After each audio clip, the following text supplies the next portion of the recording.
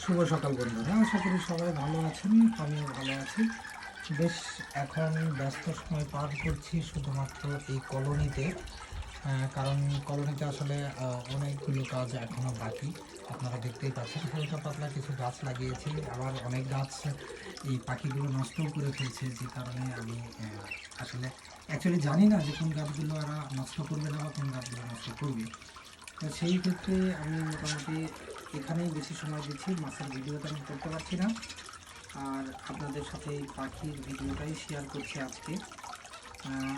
আপনারা যেহেতু মাছ প্রেমী, সেহেতু পাখিও ভালো লাগবে আপনাদের, এটা আশা করি।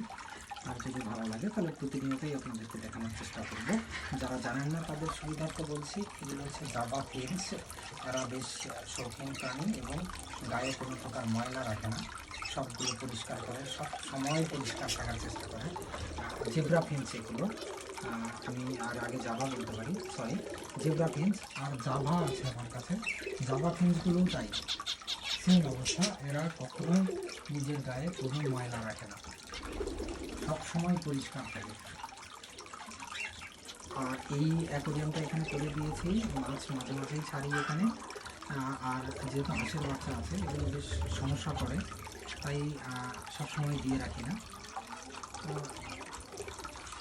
সাথে আছে হচ্ছে কোয়েল, আছে হচ্ছে চীনা হাঁসের বাচ্চা, আছে হচ্ছে ডায়মন্ড ঘুঘু, আর এক পেয়ার আছে হচ্ছে বাজুরিগার। আর বাদ বাকি সব হচ্ছে জেব্রা ফিন্চ আর জাভা।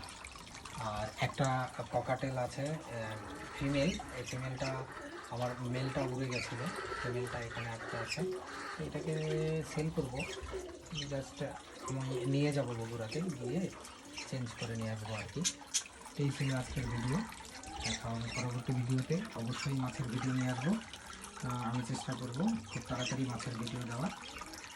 ততদিন সবাই ভালো থাকবেন, সুস্থ থাকবেন এবং আমার চ্যানেলের সাথে থাকবেন। আল্লাহ হাফিজ।